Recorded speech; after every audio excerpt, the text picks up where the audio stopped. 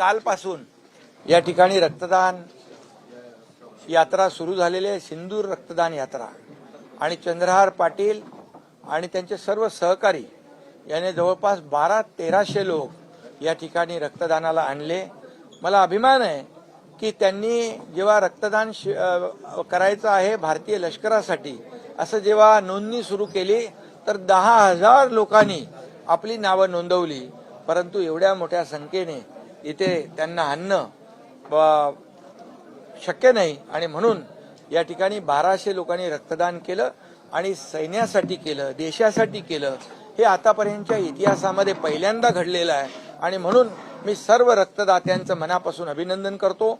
चंद्रहार पाटील त्यांचे सर्व सहकारी यांचंही मनापासून अभिनंदन करतो, त्यांना खूप खूप शुभेच्छा देतो।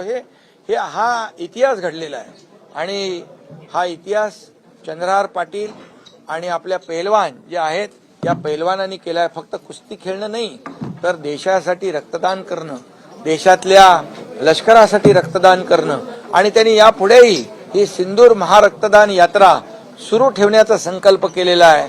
जेव्हा जेव्हा आपल्या लष्कराला, नेव्हीला, एअरफोर्सला रक्ताची आवश्यकता लागेल तेव्हा तेव्हा हे सर्व पैलवान या रक्तदानासाठी पुढे येतील, अशा प्रकारचा संकल्पही सोडलेला आहे।